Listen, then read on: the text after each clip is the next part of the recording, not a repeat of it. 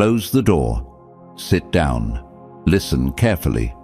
What you're about to receive is the cold, unfiltered truth about how the world actually works, not the sanitized version handed to you at every stage of life, not the version comfortable people around you have chosen to believe. The real version, the version the powerful have always known and the weak have always ignored. Last week, I watched a man lose a negotiation he should have won. He had the better product. He had the better price. He had every logical advantage, but the other person walked out with everything, and this man walked out with nothing. Why? Because logic wasn't the game being played. Emotion was, and he didn't even know the rules of the actual game happening right in front of him. This happens every single day, in every arena of life, in every room you'll ever walk into. Someone is playing chess while everyone else is playing checkers. Someone is operating on a different level of awareness, a different depth of strategic thinking, a completely different set of rules. And that person wins every time. 5 centuries ago, Niccolo Machiavelli sat in exile, stripped of his position, removed from power, cast out, and wrote the most controversial, most feared, and most secretly admired book ever written about power. Leaders banned it, churches condemned it, kings kept it hidden beneath their pillows at night, because it told the truth, not the comfortable truth, the cold, calculated, brutal truth about what separates those who control their circumstances from those who are controlled by them. Today, I'm giving you 9 principles drawn from that cold wisdom, 9 ways of thinking that will permanently shift how you see people, situations, and yourself. 9 mental frameworks that will transform you from someone who reacts to the world into someone who reads the world before it even moves. Before we begin, understand this. This knowledge is neutral. It is a blade. How you use it defines who you are. The goal is not to become heartless. The goal is to become clear-eyed, not cruel, precise, not cold toward people, cold toward illusions. Are you ready to stop being surprised by a world that was always this way? Then let's begin. Number 1. The cold eye. Here is the single most expensive mistake most people make in life. They see people as they want them to be instead of as they actually are. You want your ally to be trustworthy, so you ignore the 3 times he bent the truth to his advantage. You want your associate to be loyal, so you explain away the way he disappeared when you needed him most. You want to believe in the goodness of someone standing in front of you, so you construct elaborate justifications for patterns that are screaming the truth directly at your face. This is not kindness. This is willful blindness, and it costs people everything: time, money, energy, peace of mind, and years of their life that cannot be recovered. Machiavelli understood something about human nature that most people spend decades refusing to accept. People are primarily motivated by self-interest. Not all the time, not in every situation, but at the critical moments, the moments that actually matter, self-interest is almost always the dominant force. This doesn't mean people are evil. It means people are human. Humans protect themselves, advance themselves, and preserve themselves above all else. This is not a flaw. It is simply reality. The question is whether you understand this reality or choose to pretend it doesn't exist. The man who operates with a cold eye doesn't become cynical. He becomes accurate. He stops being shocked when people act in their own interest. He stops being wounded when someone chooses their advantage over his. He stops rebuilding trust that cold logic told him was already broken. Here is how the cold eye functions in practice. Watch what people do. not what they say. Words cost absolutely nothing. Anyone can claim they're loyal, honest, reliable. But actions under pressure, actions when it actually costs them something, that is where character lives or dies. A person who tells you they're trustworthy and then behaves untrustworthily is not a mystery. They are information. Process it, file it, never be surprised by it again. Look for patterns, not exceptions. One incident can be an accident. Two might be coincidence. Three incidents is a pattern, and a pattern is character revealing itself clearly. When someone reveals themselves through consistent behavior, believe them. Not the version of them you prefer. Them. Separate your emotional preference from your strategic analysis. You can like someone and still recognize they're unreliable. You can respect someone and still understand they cannot be trusted with certain things. Your feelings about someone are not evidence of who that person is. They are evidence of who you want that person to be. There is an enormous difference between those two things. The cold eye is not about searching for the worst in people. It is about being an accurate observer of what is actually there. Some people will reveal themselves to be genuinely trustworthy, deeply loyal, consistent under pressure. When the cold eye finds those people, it recognizes them immediately and holds them close. But the cold eye never confuses what it hopes to find with what the evidence actually shows. See clearly, see coldly, see accurately. Because a man who sees the world as it is can navigate it effectively and build something that lasts. A man who sees the world as he wishes it were will spend his entire life being surprised by the obvious and paying for that surprise with everything he builds. Number 2, respond, never react. Every single day, someone is going to try to pull an emotional reaction out of you. Maybe it's a colleague who takes a subtle shot at your work in a group setting. Maybe it's someone who says something disrespectful when others are watching. Maybe it's a competitor who makes a deliberate move designed to destabilize your confidence. And in that moment, something ancient and automatic in your brain wants to react immediately, to defend, to retaliate, to prove yourself. This impulse is your enemy, not because defending yourself is wrong, but because reactive decisions are almost never your best decisions. The person who made you angry already knew that. They were counting on it from the start. Machiavelli called this the trap of predictability. When your opponents know how to make you move, they control you. When your challengers know exactly which button produces which reaction, they own your behavior without even trying. The most dangerous man in any room is the one who cannot be predicted, because no trap can be effectively set for a man whose next move remains unknown. The calculated pause is the space between what happens to you and what you consciously decide to do about it. In that pause lives all your power. When someone challenges you publicly and you immediately fire back, you've handed them exactly what they came for: your composure. You've shown everyone in that room that they have the ability to shake you. When someone challenges you publicly and you offer a slow, calm, unmoved look and choose your response with full deliberation, you've shown everyone that you cannot be easily moved. You've demonstrated a level of self-control that most people find deeply unsettling.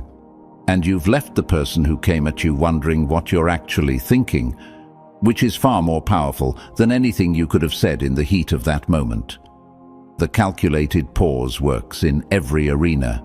In negotiations, the side that shows urgency first almost always concedes the most. Let silence sit in the room. Let the other person fill the space with concessions they never planned to offer. In confrontations, the person who escalates first surrenders the moral high ground immediately. Respond with proportional, deliberate calm.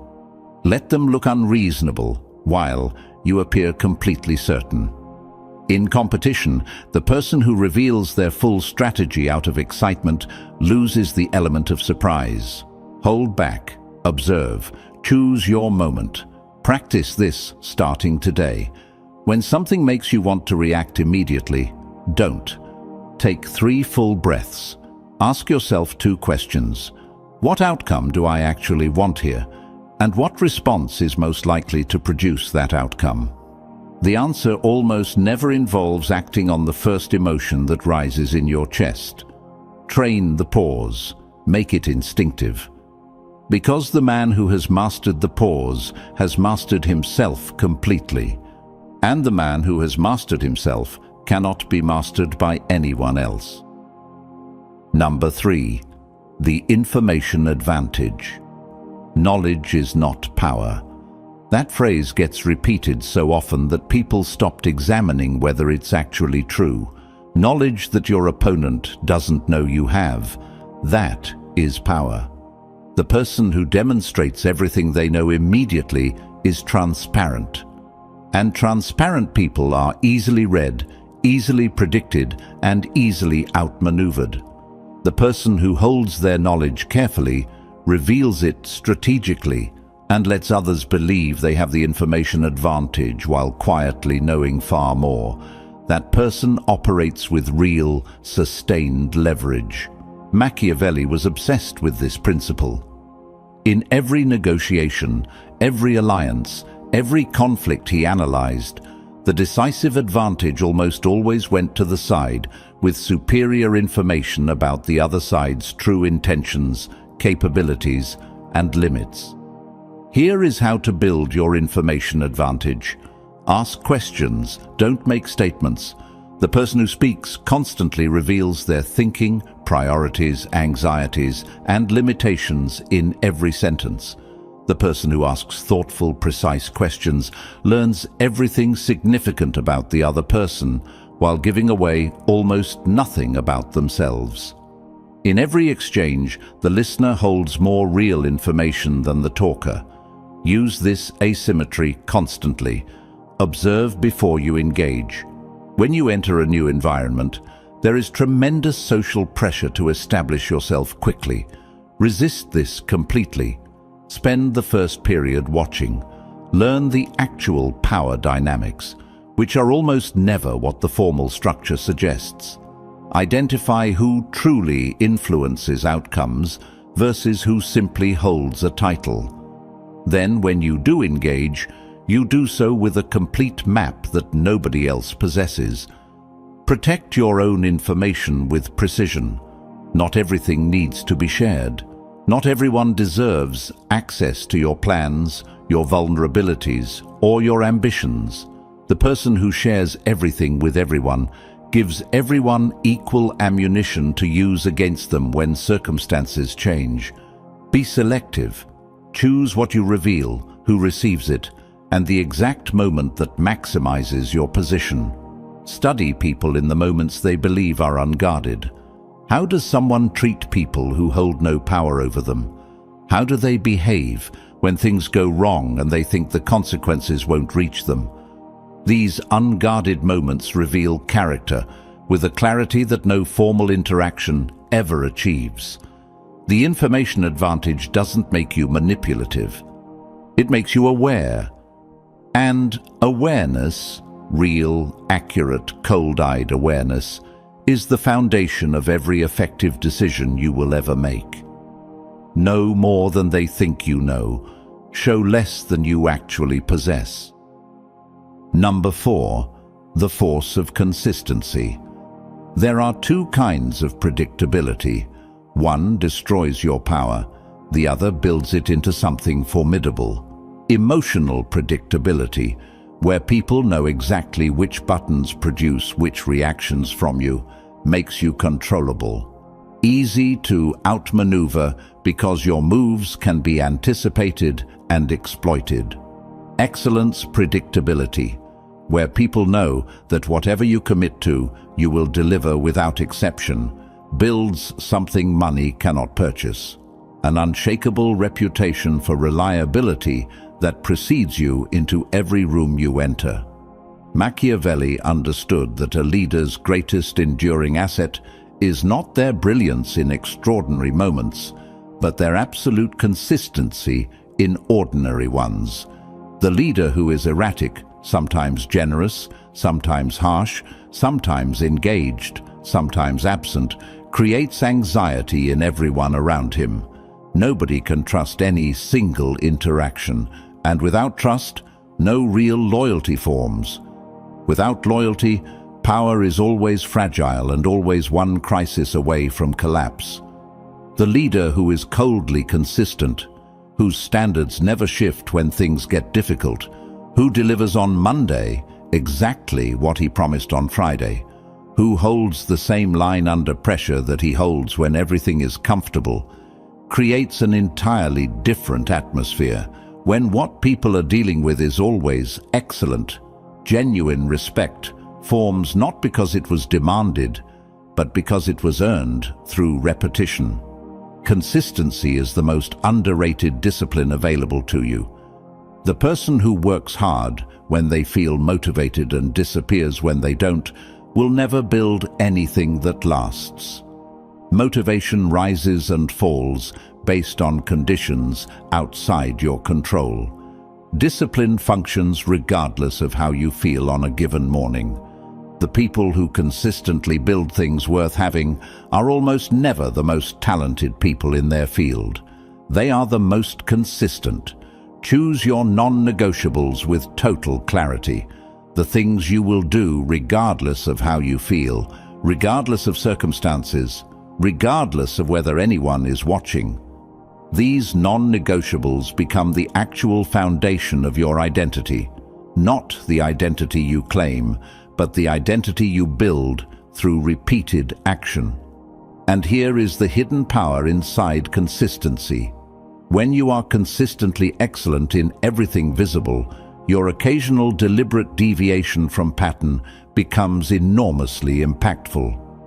The person who is always calm can deliver one moment of absolute cold certainty that stops an entire room. The person who consistently delivers can make one bold move that permanently reframes how everyone understands what they're capable of. Consistency creates contrast, and contrast is where real power lives. Number 5, the economy of trust. Most people have a trust problem, not because they trust too little, but because they trust indiscriminately. They give equal access and equal vulnerability to people who have offered completely different levels of evidence that they deserve any of it. The result is a life filled with people who know too much about your situation, owe too little in return, and hold every incentive to act against your interests when doing so serves them. Think of trust as a finite and genuinely valuable resource. The more broadly you spread it without discrimination, the thinner and more meaningless it becomes everywhere you've placed it. The more precisely you concentrate it in people who have demonstrated through consistent behavior under real pressure that they deserve it, the stronger and more valuable each connection becomes. Here is the framework.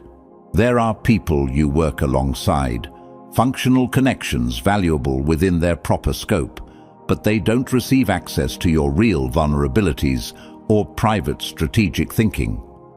There are people you know with genuine familiarity, real history and warmth, but shared history is not equivalent to proven loyalty when something actually costs someone.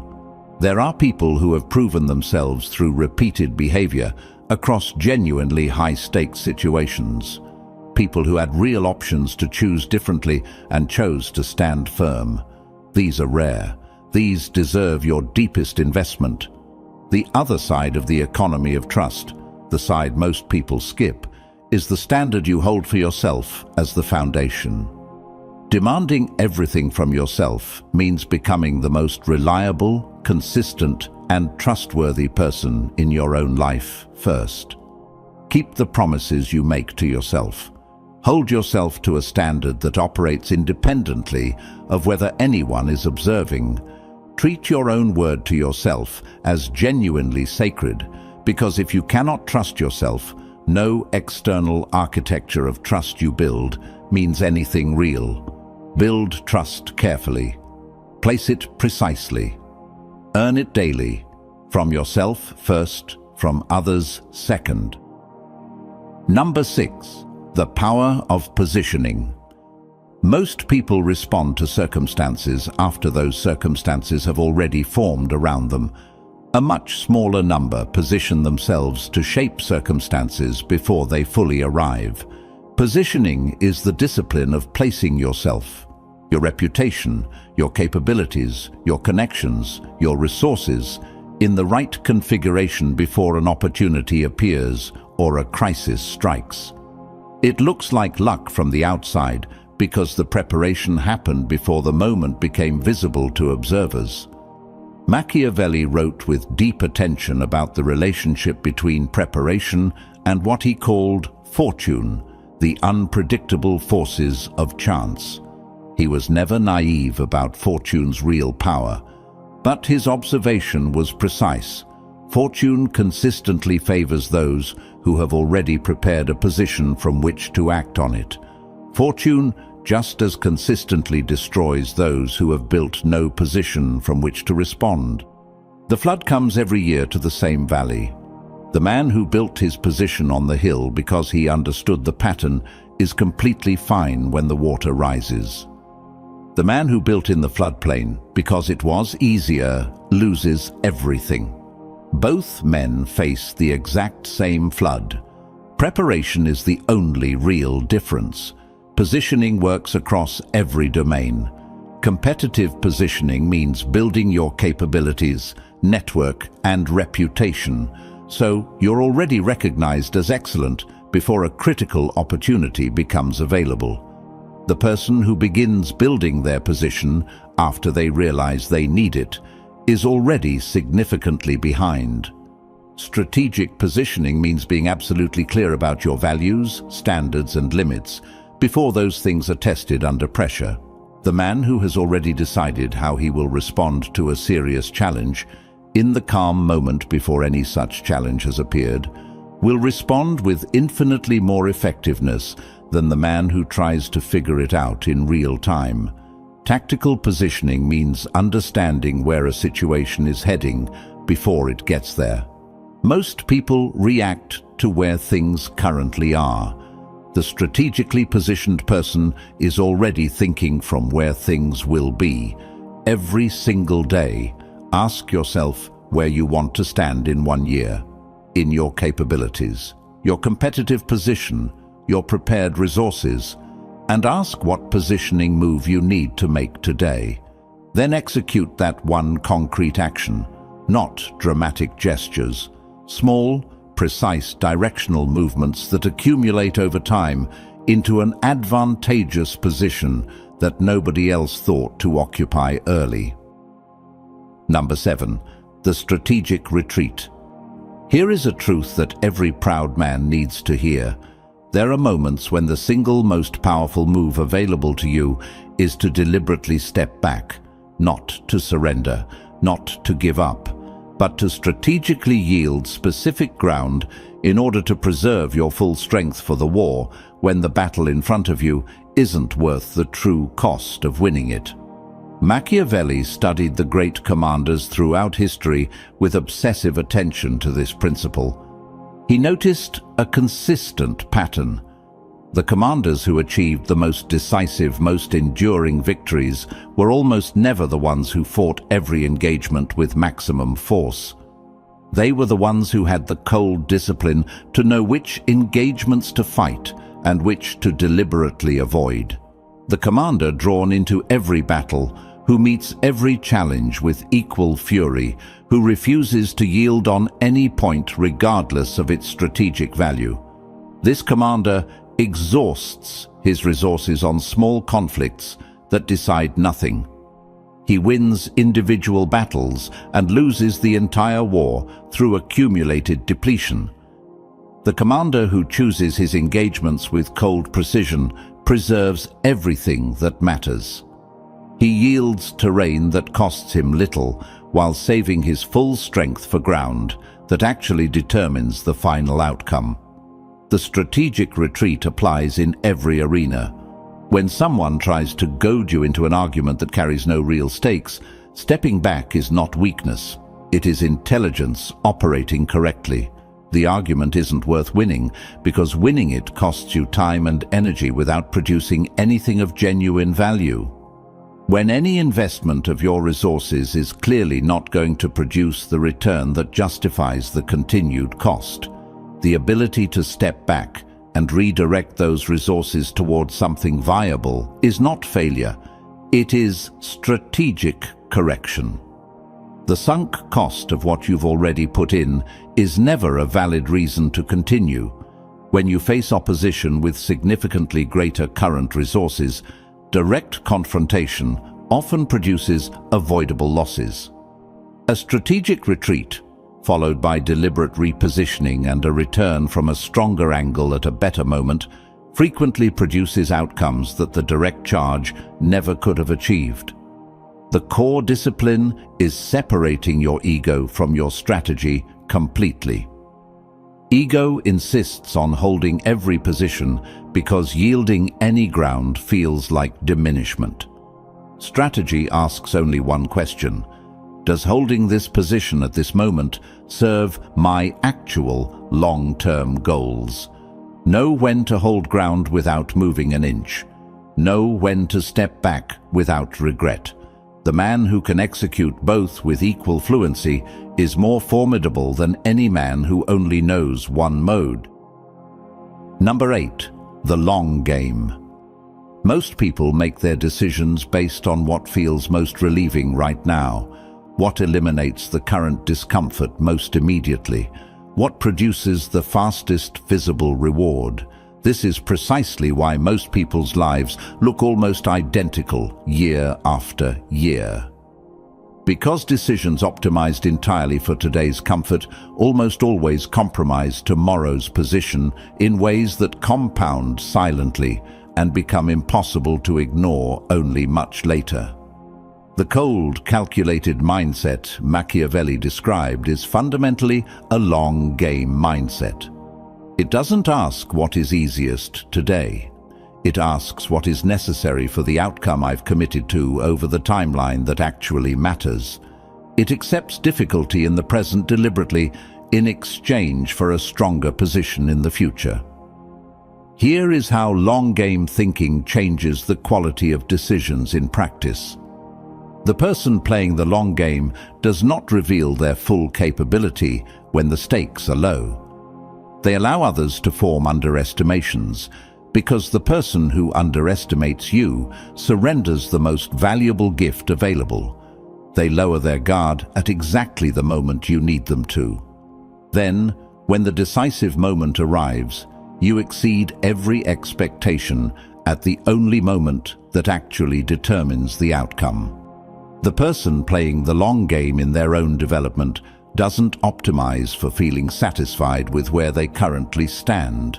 They deliberately seek out the hardest available challenges and the most uncomfortable edges of their current capability, because this year's difficulty is next year's advantage. This year's comfort is next year's stagnation.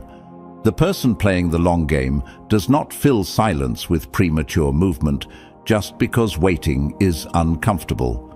They hold their position with complete calm until the moment arrives that justifies action.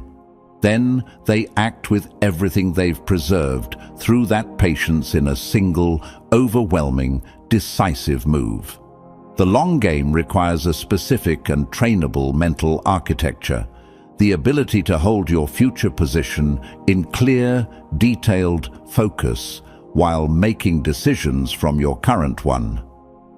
Most people's future remains vague, a blurry sense of eventually being successful without specific form.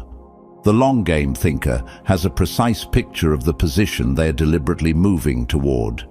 Every daily decision gets evaluated against that picture without sentiment. Machiavelli's observation about the men who built genuinely enduring power was consistent across every example he studied. These men operated on a longer timeline than everyone around them. They were willing to be misunderstood in the short term because they could already see where the long arc of their actions was heading when nobody else could yet. Trade today's comfort for tomorrow's advantage without hesitation. Operate on a longer timeline than the people around you are thinking on, because the man who consistently chooses today's ease is building a progressively smaller life without fully realizing it.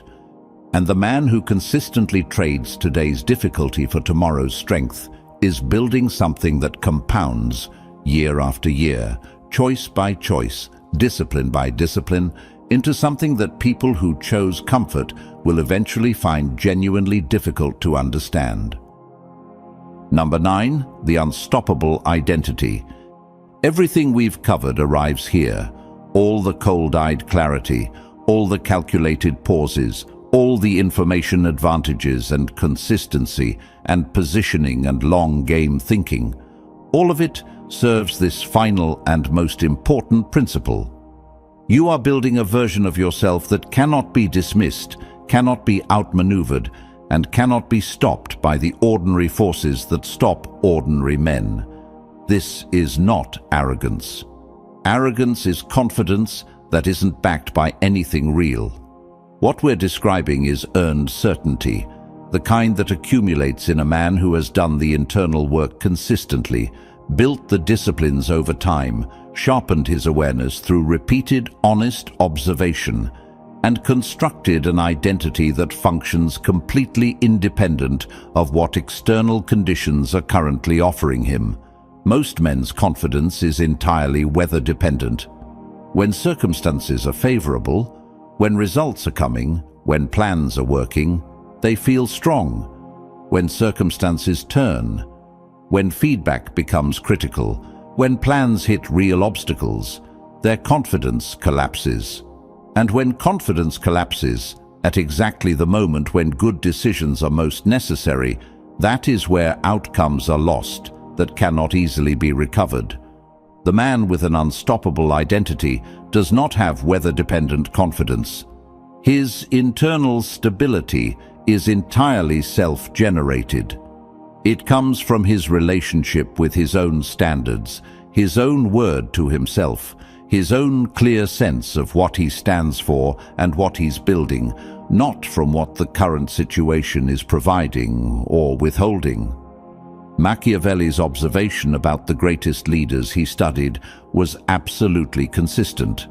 The ones who endured, who built things that outlasted the inevitable storms that destroyed lesser constructions, were the ones who had constructed an identity that existed completely independently of what circumstances were doing to them at any given moment.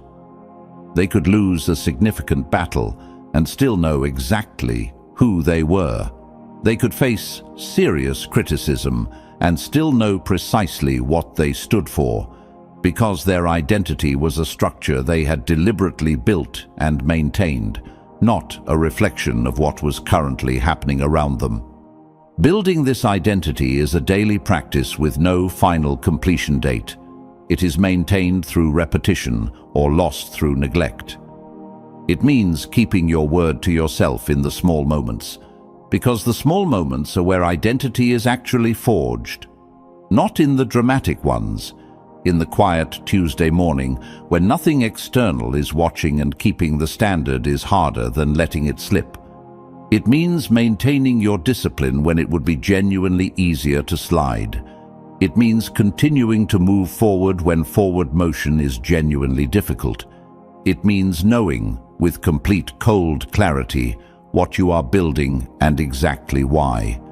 Not because someone external has approved the plan, not because the outcome is guaranteed, but because you have decided, with the full weight of genuine internal authority, that this is the direction your life will take. When you have this identity fully constructed and operational, something significant shifts. The challenges that used to shake your foundation stop shaking you because you have demonstrated to yourself enough times that you are capable of handling difficulty without losing your orientation. The doubt that used to make you hesitate at critical moments loses its grip because you have the accumulated evidence of your own consistency to argue against it with authority. You become, in the most precise and literal sense, genuinely difficult to stop. Not because nothing will ever hit you. Things will still hit you. Not because the world will suddenly become easier. It won't. But because the man meeting the world's difficulty is no longer the same man who used to flinch at the first serious resistance. He has been built differently through deliberate and sustained effort. The final truth. You now understand how to develop the cold eye that sees people as they are. You know how to deploy the calculated pause that transforms your reactions into deliberate choices. You understand the information advantage that flows from listening more than you speak. You know the building force of consistent excellence. You understand the economy of trust that protects your deepest investments. You know the discipline of positioning that places you where you need to be before the need becomes visible. You understand the strategic retreat that preserves your full strength for the engagements that actually determine outcomes. You grasp the long game that trades today's comfort for tomorrow's decisive advantage.